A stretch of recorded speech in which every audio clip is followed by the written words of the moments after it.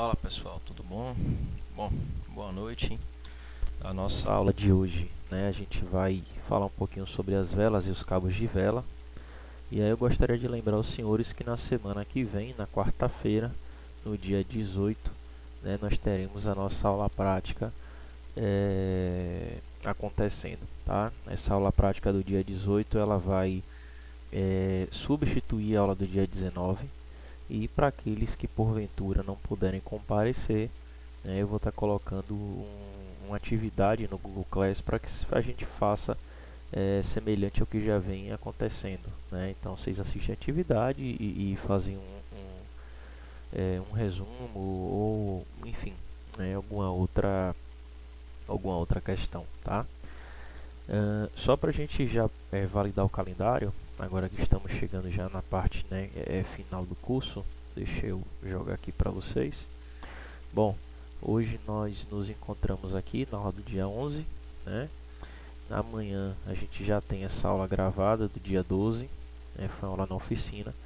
Na semana que vem nós iremos fazer aula de bobinas, então no dia 18 a gente vai de tarde fazer a aula prática, que seria do dia 19, e assim que vocês chegarem em casa, no dia 18 ainda vai ter lá também uma atividade e uma aula teórica sobre as bobinas, tá? Na semana aqui do dia 25 e 26, a perspectiva é que a gente tenha a coisa como já segue há um certo tempo, aula sobre bomba de combustível no dia 25 e a prática de bomba de combustível no dia 26. E aí, na semana do dia 2 e do dia 3, nós teremos então uma nova aula prática. E aí a gente tem a aula no dia 2, sendo que a gente vai fazer aula sobre bicos injetores, tá? Bom, e aí eu toco nesse assunto porque nessa semana da aula do dia 2, a gente já tem agendado no dia 3 a entrega do trabalho. Então esse dia 2 aqui a gente vai fazer apenas a nossa aula prática sobre bicos injetores. No dia 3, a apresentação do trabalho de Luiz, Carol e Matheus Barral. No dia 9 a gente faz um review de tudo que a gente viu ao longo do semestre e algumas estratégias de utilização que a Central faz no automóvel. E no dia 10 a gente tem a nossa prova final, beleza? Então só para a gente relembrar aqui, fazer um resumo aqui, um resumozão. Hoje, aulas de velas e cabos de vela. Dia 12 amanhã, prática de velas e cabos de vela. Dia 18 a gente tem aula sobre bobinas, e a prática sobre bobinas, que essa prática vai valer para o dia 19. No dia 25 a gente vai ter uma aula sobre bomba injetora, e no dia 26 a prática referente à bomba injetora, a bomba de combustível. No dia 2 a gente vai ter uma aula prática referente a bicos injetores. Dia 3 apresentação de trabalho. Dia 9 estratégias da Central. E dia 10 a gente tem a nossa última avaliação. Tá legal? Bom, se já não tem mais dúvidas, vamos aqui para a nossa aula de hoje. Bom, a vela, a vela de ignição, ela fica localizada no cabeçote do motor e ela é o principal elemento do sistema de ignição. É claro que o sistema de ignição aí é composto por central eletrônica, bateria, fios, cabo de vela, bobina, mas o principal componente ainda assim é a vela. A função da vela é de conduzir a corrente elétrica que foi gerada na bobina, que aí no texto ele chama de transformador, até a câmara de combustão. E quando ela chega na câmara de combustão, acontece, existe o aparecimento de uma centelha elétrica. E a centelha elétrica nada mais é do que a corrente, aí eu vou falar a respeito dos elétrons da corrente, mas são os elétrons que circulam naquela corrente tentando passar da ponta do eletrodo até a parte final da vela. Então, esse espaçozinho pequeno que a gente tem aqui, ele passa a ser, naquele momento, um condutor elétrico, né? E isso é muito semelhante ao que a gente tem nos raios. Então, num dia chuvoso, né? A gente tem um dia chuvoso e aí a gente percebe que está relampejando. O que é que termina acontecendo? As nuvens, elas estão carregadas de elétrons e o solo, né, é um aterramento. Então, como a nuvem está muito carregada, em um determinado momento, aqueles elétrons enxergam ali no ar que está ali no meio, né? Se a gente considerar um espaço ali entre a nuvem e o solo, naquela massa de ar que está ali, ela consegue enxergar um condutor e por conta disso o raio, então, ele sai da nuvem em direção ao solo, tá? É mais ou menos isso que acontece na vela. A diferença é que o condutor, né, dos elétrons aqui, quando a gente tem da pontinha do eletrodo até a ponta da vela, é que esse condutor vai ser não apenas o ar, mas sim uma mistura, né? Mistura essa que a gente tem a presença de ar mais combustível, e por conta disso a gente consegue então fazer com que essa mistura entre em combustão, tá? Então, como está terminando o texto aqui, né, há também a função da vela transformar a centelha elétrica de alta tensão que dá início à combustão, ou seja, a queima da mistura combustível. Né, a vela é dividida aqui no pino terminal, isolador de cerâmica, a gente vai falar um pouquinho sobre isso daqui a pouco, castelo metálico, né, esse resistor cerâmico, tá? Esse resistor cerâmico ele é bastante importante, né? Esse resistor cerâmico ele tem nas velas, né, e ele também tem nos cabos de vela, né? Lá na frente vocês vão ver que o cabo de vela ele pode vir ou com resistor fixo, né, ou então um revestimento que basicamente o resistor ele faz parte do, não é nem do revestimento, mas ele faz parte do fio, né, da fibra sintética. A questão é o seguinte: com o passar dos anos, né, os veículos eles têm ficado cada vez com tensões maiores. Então as bobinas antigamente elas operavam com 20 a 30 mil volts e atualmente a gente encontra sistemas que conseguem operar facilmente com 40, 50, 60 mil. Existem projetos aí de até 120 mil volts. E quanto mais tensão a gente gera nas nossas bobinas, né, quanto maior a tensão elétrica, a gente tem um certo problema, né, porque essa tensão elétrica que foi gerada de forma maior, ela vai gerar uma maior interferência para o radiofrequência, tá? E aí essa radiofrequência, né, essa interferência sendo gerada, ela pode, né, como o nome está dizendo, é uma interferência, ela pode interferir inclusivemente, ixi, hoje está difícil disso aí, né? Ela pode interferir também no funcionamento de alguns sensores que são vitais, né? Lembrem vocês que eu comentei que o sensor de rotação e de comando, o caminho que eles percorrem até a central geralmente é sempre o mais longe possível, né, de qualquer componente do sistema de ignição, né, justamente para que a interferência, né, a interferência por radiofrequência gerada, ela venha a interferir da menor forma possível, né, para esses sinais, tá? Então, o que acontece? As velas elas utilizam esse resistor cerâmico e os cabos de vela, né? Alguns utilizam resistor fixo ou esse resistor revestido, né? O que faz parte aí, né? Um isolante revestido na sua carcaça para tentar limitar, né, o aparecimento dessas radiofrequências, para tentar manter o campo eletromagnético, né, que foi tão grande gerado, e tentar manter o campo eletromagnético mais próximo possível, né, dos componentes, fazendo assim com que as interferências elas sejam as menores possíveis, tá? Alguns outros pontos também são destacados aí no universo automotivo, né, que influenciam também para o aparecimento, digamos assim, né, desses resistores nas velas e no cabo de vela, né?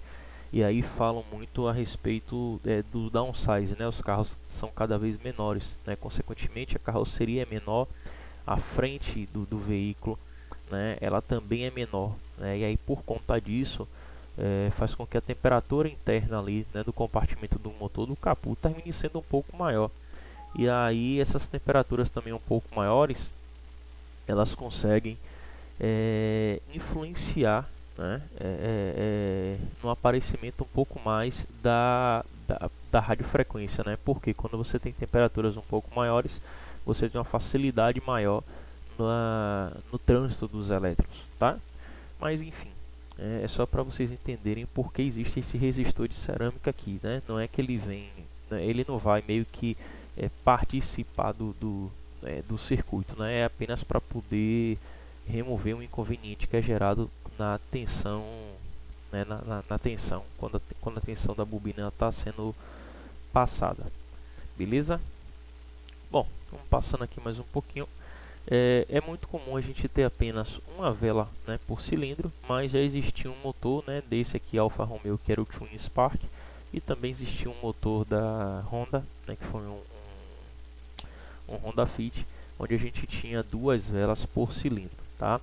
Essas duas velas por cilindro, né, foi esse motor aqui, ó, IDSI.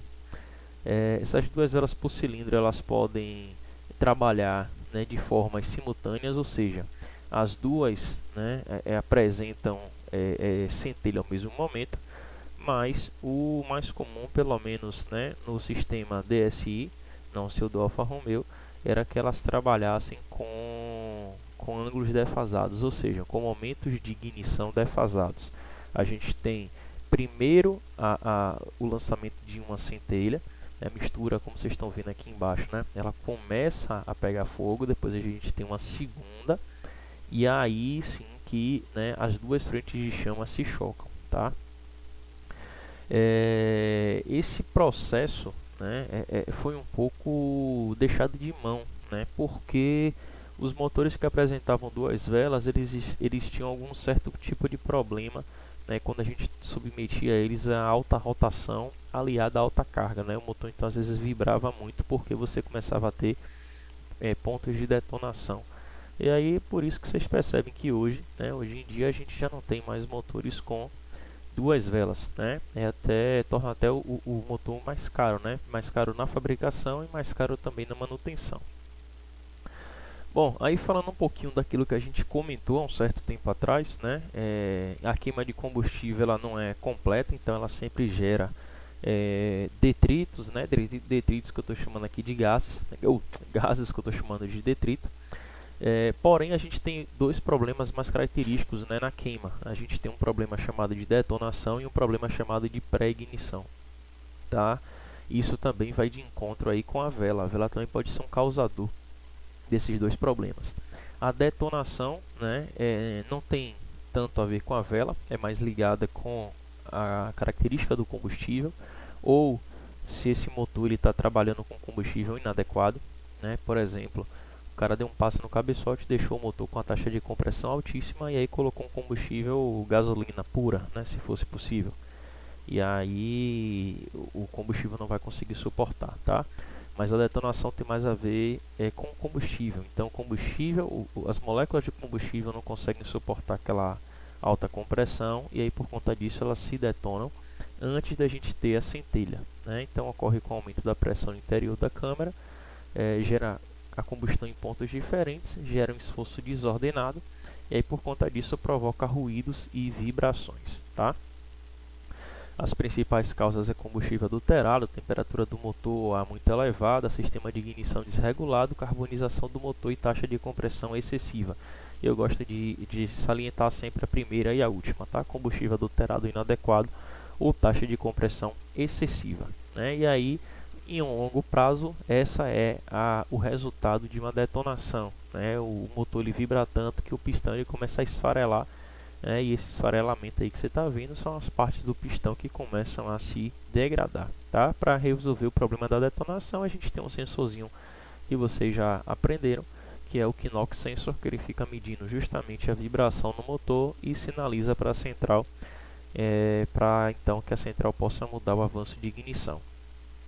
Porém, um outro ponto, que esse sim tem mais ligação a ver com a vela, é a pré-ignição. A pré-ignição é a combustão da mistura, não por conta da detonação, né? Não por conta de você comprimir a mistura demais e ela explodir. A pré-ignição acontece quando é encontrado em algum ponto do cilindro ou do pistão uma área muito quente, né, uma ponta ignífera. Isso faz com que, na hora que a mistura entre em contato com aquela ponta ignífera, né, aquela ponta ignífera consiga então fazer com que a mistura pegue fogo, sem a necessidade da vela. Então vamos imaginar que dentro do motor tem um pedaçozinho de carvão, aquele carvão que a gente usa para acender churrasqueira. Quando o pistão vai subindo, comprimindo a mistura, né, aquele carvão, imagine, já está quente, a mistura entra em contato com ele, a vela nem deu a centelha ainda, mas a gente já tem então a combustão ocorrendo, tá? Essa que é a característica principal de uma pré-ignição. E aí, porque eu sinalizei a vocês que um dos problemas, né, de pré-ignição poderiam ser causados aí pela vela, né? Existem basicamente dois. A primeira, né, quando a gente utiliza uma vela inadequada ou quando o projetista projeta o motor e utiliza uma vela inadequada em todo o projeto. A utilização de velas inadequadas pode contribuir da seguinte forma. Primeiro, se a vela trabalhar muito quente, o que é que acontece? A ponta da vela, essa parte de baixo da vela, ela pode absorver tanta temperatura que ela mesma se torne uma ponta ignífera, ou seja, ela se torne um carvão, né? Ela se torne uma ponta de calor. Então o pistão vai subir comprimindo a mistura entra em contato com essa partezinha de baixo da vela, né? Não houve a centelha ainda, só que essa parte está tão quente que a mistura então entra em combustão, né? Então observem que uma aplicação errada de uma vela pode aí estar contribuindo, né, para o aparecimento de uma pré-ignição do motor. O segundo ponto também diz respeito a uma vela aplicada de forma errada, só que agora a vela trabalha muito fria. E aí, se a vela trabalha muito fria, né, acontecerá de que ao redor da vela a gente vai ter, né, vai começar o aparecimento de fuligem. E essa fuligem, com o passar do tempo, né, depois de muito tempo, ela pode começar a se concentrar, né? Imagine aquela fuligem, aquele aspecto de fumaça, né? É que quando você passa o dedo vai ficando todo no dedo. Então imagine aquela fuligem gerada dentro do motor, e aí com o passar do tempo ela vai se juntando, e aí de repente ela se torna um carvãozinho. E ela é suficiente então para poder gerar esse ponto de ignição, tá? Esse ponto de ignição é tão prejudicial, deixa eu passar aqui o slide para ver, ó, que pode, ó, fazer um furo no pistão, né? Então aqui provavelmente a gente tinha a presença da vela posicionada próximo a esse ponto aqui do pistão, e de tanta vela trabalhar quente, ó, ela trabalhou tão quente que ela conseguiu derreter essa parte superior do pistão. Essa daqui, como a abertura já está muito grande, eu acredito, né, ter sido a formação do carbono. Então carbonizou tanto aqui a cabeça do pistão que aquilo concentrou tanto calor, né, ficou tanto um carvãozão, digamos assim, que conseguiu, né, em altas rotações e altas temperaturas derreter aqui a cabeça do pistão, tá? Bom, mas aí também a pré-ignição também, né, voltando aqui para o slide, é conhecida como ignição de superfície, né, trata da combustão que ocorre antes da centelha da vela, e é causada pela presença de ponto quente no interior da câmara, né, geralmente carbonização ou vela inadequada, né. A principal diferença entre motores a álcool e a gasolina está na taxa de compressão. Como vocês já sabem, motores a álcool trabalham com taxas de compressão maiores, enquanto motores a gasolina trabalham com taxas de compressão menores, né? Como a gente não tem motor 100% álcool no Brasil, entendam que motor a álcool a gente está se referindo ao motor flex. Normalmente os motores flex, né, o álcool, eles são mais taxados, então assim usam velas mais frias do que o motor a gasolina. E o que é que são essas velas mais frias, né? Observem esse slide aqui, ó. Uma vela do tipo fria é aquela vela que ela é uma vela relativamente como é que eu posso explicar a vocês? É uma vela relativamente, eu ia dizer que é relativamente mais fria, né? Mas não ia fazer muito sentido na explicação. É o seguinte, a vela do tipo fria é aquela que ela dissipa mais o calor. Pronto, chegou na palavra correta. Ela dissipa melhor o calor. Então, como ela dissipa mais o calor, como ela tira mais o calor dela e transfere o calor dela para o cabeçote, consequentemente, é um tipo de vela que, se a gente medir a sua temperatura, ela vai estar com a temperatura menor em relação à vela do tipo quente. A vela do tipo quente, por sua vez, é uma vela que ela dissipa menos calor.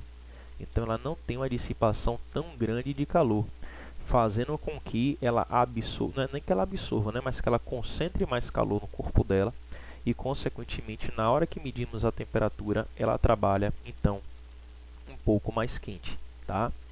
A gente então tem essas duas diferenças. Diferenças construtivas. A vela do tipo fria, né, observem aqui, ela tem geralmente uma região aqui, ó, de rosca menor do que a vela do tipo quente. Estão observando? Então a vela do tipo fria ela tem uma região de rosca menor e, consequentemente, a cerâmica, né? A cerâmica é o principal elemento da vela que faz a transmissão, né? A dissipação do calor. A quantidade de cerâmica utilizada ela é muito maior. Vejam que a cerâmica dessa vela fria está vindo até aqui embaixo, enquanto que a cerâmica da vela quente está vindo até aqui em cima, tá? Então, Pedro, qual é o melhor tipo de vela para o meu motor? Né? Um tipo frio, um tipo quente? A resposta é depende. Né? Por quê? Porque quando o engenheiro ele vai calibrar o motor, ele coloca uma vela especial no motor para medir quais são as temperaturas inferiores, as médias e as máximas temperaturas geradas na combustão, nas mais variadas rotações, e a partir daí é que ele determina se a vela necessária para aquele veículo precisa ser do tipo frio ou do tipo quente, tá? Então você pode ter um motor a gasolina que um motor utilize tipo frio e outro motor utilize tipo quente, tá? Por quê? Porque essas temperaturas elas precisam estar dentro dessa faixa aqui, ó, né? Tanto a vela do tipo frio ou do tipo quente elas são utilizadas para fazer com que durante o funcionamento do veículo a vela trabalhe de 450 a 850 graus. Eu acho até que no vídeo de amanhã falam em 380, né? Mas estou corrigindo aqui já o valor é de 450 a 850 graus, tá? Essa região aqui é uma região que é chamada de região de autolimpeza da vela, né? Então essa região de autolimpeza ela faz com que nessas condições a vela consiga trabalhar e queimar quase que 100%, né, da mistura e não sobrem, né, ou não fiquem presentes nela nenhum resíduo de mistura. Diferente do que acontece aqui, ó. Quando ela trabalha abaixo de 450 graus, a vela termina carbonizando muito e ela fica com esse aspecto aqui, ó, tá? Quando ela trabalha acima de 850 graus, ela trabalha tão quente que ela começa a se degradar, né? Então percebam que a escolha do tipo frio do tipo quente não tem necessariamente a ver se o motor é álcool, se é gasolina, se é flex, se é 1.0, 2.0, 3.0 e por aí vai. Essa escolha do tipo frio e do tipo quente ela tem a ver com garantir que o motor ele trabalhe, né, que a vela esteja trabalhando na faixa de 450 a 850 graus, sempre com maiores rotações ou a tendência da temperatura aumentar, né, para poder impedir tanto a carbonização quanto o superaquecimento e, consequentemente, a geração de uma pré-ignição, tá certo? E aí a principal escolha, né, se dá nessa, né? Se você precisar de uma vela que trabalhe um pouco mais quente, ou seja, vamos numa situação hipotética, em baixa rotação a vela está trabalhando aqui em 350 graus, então precisa aplicar uma vela quente para ela concentrar calor e ela em baixa rotação chegar aqui na faixa sempre de 450, tá? Ou numa situação contrária eu preciso de uma vela um pouco mais fria, tá certo? Ou seja, numa região aqui de altíssimas rotações, a vela está chegando quase a 1000 graus. Eu preciso de uma vela do tipo fria para que, quando eu tiver em máximas rotações, ó, a temperatura gerada ela seja em torno de 850 graus. Beleza? Questão de prova, tá? Bom, aqui só para vocês, essa questão do tipo frio e do tipo quente também é chamado de grau térmico, tá? Aqui é só uma tabela, né, que essa tabela é uma tabela meio que padronizada já, que fala a respeito das características da vela, tá? Essa aqui foi tirada da NGK, do manual da NGK, mas aqui ela fala aqui, ó, né, dos graus térmicos, né, que quanto é mais próximo de zero é quente, quanto maior o número é frio. Questão de rosca, passe de rosca e tudo mais, tá? Aí que eu só coloquei só apenas para conhecimento. Existem hoje no mercado o que nós chamamos de velas especiais, são as velas de irídio, né, ou as semi-especiais, que são as velas de platina barra irídio, né, a vela top é a de irídio, mas a gente tem outra, né, níquel com irídio, platina com irídio, né, então essas velas são semi-especiais, digamos assim, e nós temos a convencional. A diferença, né, observem aqui, ó, que a vela especial, a pontinha dela é muito mais afinada, né, do que uma vela convencional, e esse afinamento consegue fazer com que a geração da centelha se dê de uma forma melhor. Então, se a gente tem uma faísca melhor, a gente termina tendo uma combustão mais eficiente. Perceba que a área, né, é apenas visualmente, a área aqui onde a gente tem o início da nossa chama, ela é maior, né, do que essa que está sendo gerada aqui, né, e por conta disso a vida útil dessa vela especial é muito maior. Velas de irídio, elas conseguem facilmente suportar 80 a 100 mil quilômetros, né, diferente das velas convencionais que suportam na grande maioria das vezes entre 30 e 40 mil quilômetros.